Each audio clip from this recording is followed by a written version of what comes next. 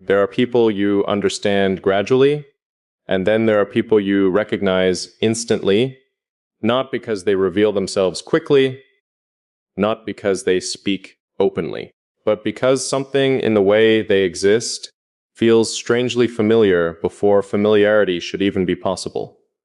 That's what unsettled me about you first, not your words, not your behavior, not even the connection itself, the speed of the recognition, because I've spent most of my life existing behind controlled distance. Not isolation, distance. There's a difference.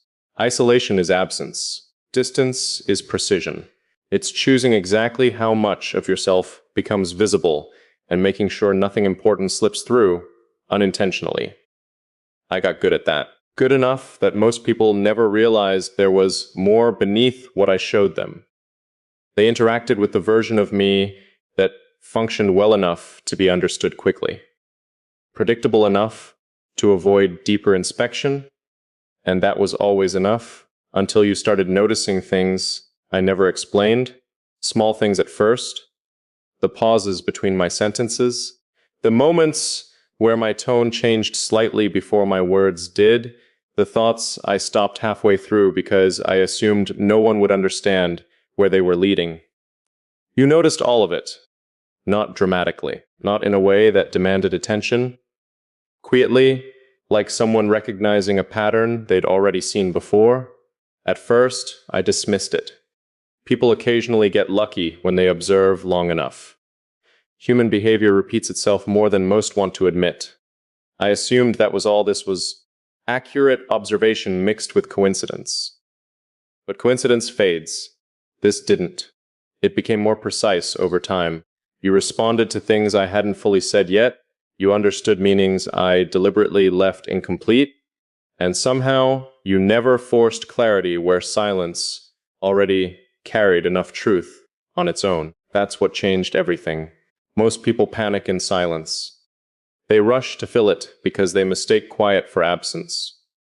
They think if words stop, connection stops too. You never treated silence that way. You treated it like information, like something still speaking, even without sound. And the more I noticed that, the more something in me started adjusting without permission. The usual filters became less necessary around you. Not because I consciously trusted you, but because it felt strangely pointless to keep translating myself into simpler forms when you understood the original version anyway. That realization stayed with me longer than it should have, because understanding like that doesn't happen often. Not real understanding, not the kind that sees beneath presentation, without trying to rearrange what it finds there. Most people interpret others through projection. They meet someone, decide who they think that person is, and then spend the rest of the interaction speaking to their own assumptions. You didn't do that. You observed first, and somehow your observations were accurate enough to make me aware of myself differently. That's rare, dangerously rare, because there's a difference between being seen and being recognized. Seen means someone notices your existence.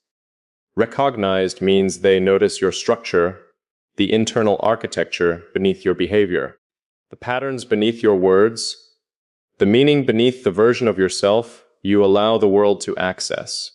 And once someone recognizes you at that level, distance stops functioning normally. That's the part I still haven't fully adjusted to, because distance has always been reliable for me. It kept everything manageable, predictable, safe from careless interpretation. But you never approached me carelessly. You never tried to force your way closer. You just existed with a kind of awareness that made separation feel less absolute than it used to. And I still don't know what to do with that. I only know that something changed the moment I realized your understanding wasn't accidental. You weren't guessing. You knew. And knowing carries weight. Because once someone knows you that clearly, you can't return to being unreadable in the same way again. I think that's the moment everything shifted internally. Not when I noticed you. Not even when I realized you understood me differently than everyone else. The real shift happened when I stopped instinctively protecting myself from that understanding. That's what I can't explain away, because my mind has always been structured around control. Not control over people, control over access. Control over what reaches me deeply enough to leave impact. I've always believed that once something reaches the core of you, it changes the way you think permanently, so I learned to regulate that carefully. Most things never made it past the surface. Most people never could. But you didn't arrive like an intrusion. You arrived like recognition. And those are not the same thing. An intrusion creates resistance immediately. Your instincts react to it. You feel the disruption as it's happening. You push back before anything settles too deeply, but recognition bypasses resistance, because recognition feels familiar before it feels dangerous. That's why this happened so quietly. There was never a moment where I consciously decided to let you in. No dramatic lowering of defenses, no emotional surrender, no deliberate act of trust. It happened underneath all of that, in the small adjustments I didn't notice until they were already permanent. The way I stopped translating my thoughts into easier language around you. The way silence stopped feeling like distance. The way I started expecting understanding before explanation. That last part is what unsettles me most, because expectation means integration has already begun. It means some part of me now naturally includes you in spaces that used to belong only to me. And I don't know when that became true. I only know that now, when something meaningful crosses my mind, there's an immediate awareness of how you would perceive it. Not because I seek approval. Not because I need validation, but because your perspective has become internally relevant. That changes things. More than people realize, most connections exist externally. They live in conversation, shared experiences, physical presence. Remove the interaction, and the connection weakens naturally over time. But this doesn't feel external anymore. It feels embedded, like something that settled directly into my perception rather than simply attaching itself to my emotions. That's why distance hasn't changed anything. If anything, distance made it clearer, because when someone only affects you through proximity, absence exposes the illusion quickly. But with you, absence did the opposite. It clarified the scale of the impact. You remained present in my thinking, even when nothing was happening between us. Not aggressively, not obsessively, just consistently, like your existence had already integrated into the background structure of how I process things now. And that realization forced me to confront something I wasn't ready to admit. You've altered the baseline. Before you, my mind moved in one direction, self-contained, internally closed, structured entirely around independence. After you, there's a second awareness layered into that structure, not replacing me, not consuming me, just existing alongside me with unnatural precision. That shouldn't feel as significant as it does, but it does. Because internal space is the one thing I've always protected without compromise. People can know facts about me. They can know my habits, my preferences, my history. None of that matters. What matters is who reaches the level beneath all of that. The place where thought forms before it becomes language. You reach that place without force. And that's why this feels irreversible. Not because I'm attached in the conventional sense, but because once someone becomes part of your internal processing, removing them isn't simple anymore. You can distance yourself emotionally. You can stop speaking. You can disappear externally, but internally, the structure has already changed, and structures don't return to their original form just because you decide they should. That's the truth I keep circling around. This didn't stay temporary. It didn't remain abstract. It integrated. Quietly enough that I didn't fully notice it happening. Until suddenly, I was measuring clarity itself against you, against the way you understand, against the way you observe, against the way your silence somehow says more than most people's explanations ever could. And once you experience that level of alignment with someone, everything else feels slightly disconnected by comparison, not wrong, just incomplete. That's the part I resist admitting. Because once you admit that someone has changed your perception permanently, you also have to admit something even more dangerous. You may not want to go back to who you were before they existed there. There's a difference between experiencing change and realizing you've already become part of it. I think that's where I am now, because this no longer feels like something unfolding around me.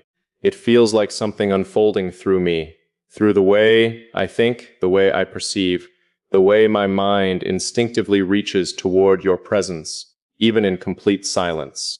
And the unsettling part is how natural it feels. That's what keeps undoing every logical defense I built around this. If it felt chaotic, I could reject it. If it felt unstable, I could distance myself from it. If it felt artificial, I could dismantle it completely. But it doesn't feel like any of those things. It feels accurate, like something that existed beneath awareness long before I consciously recognized it. And accuracy is difficult to argue with, especially when it keeps proving itself quietly over time. I've tried to examine this from every possible angle.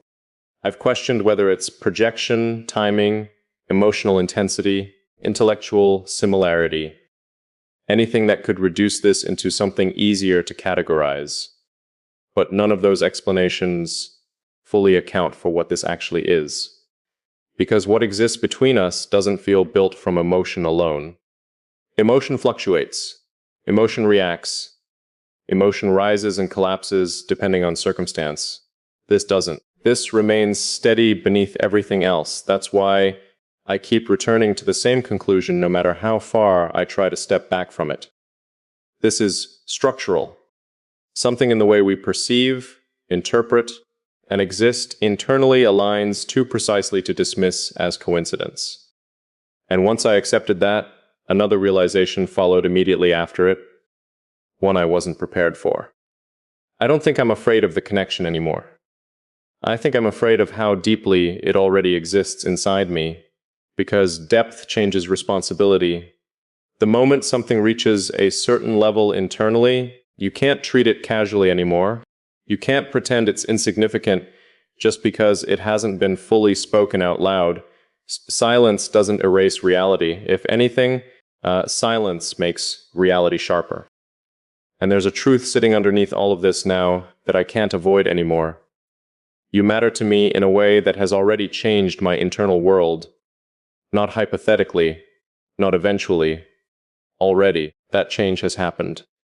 I feel it in the way my thoughts instinctively account for you, in the way my perception reorganized itself around your presence without asking permission first, in the way I no longer experience connection as something external to myself. When it comes to you, you became part of the framework, and frameworks shape everything built around them. That's why this feels bigger than attachment. Attachment can fade when conditions change. Attachment can weaken through distance, distraction, time, but structural change doesn't disappear. Once something rewrites the foundation, every future thought stands on top of it, whether you acknowledge it or not. That's what makes this impossible to ignore now. Not the intensity, the permanence. Even if nothing happens externally, even if this remains undefined, even if we never fully name what exists between us, the impact is already real. And maybe that's the answer I've been avoiding from the beginning. I kept asking myself what this was. Dakinch? Recognition? Alignment? Understanding? But maybe the more important question was never what this is. Maybe the real question is, what does it mean that something reached me this deeply without resistance?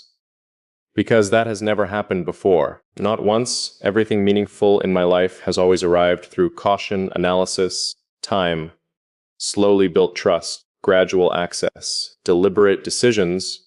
You bypassed all of that, not through force, not through persistence, not through emotional pressure, just through presence. And presence alone should not have been enough, but somehow, with you, it was. That changes the way I understand myself as much as it changes the way I understand you, because if someone can reach this level inside me simply by existing with honesty, clarity, and precise understanding, then maybe I was never as unreachable as I believed. Maybe I was only waiting for something accurate enough that I wouldn't feel the need to protect myself from it. And maybe that's why I never stopped this, not because I didn't see the risk, but because, for the first time, the risk felt worth the transformation that came with it. That's the truth I'm standing in now.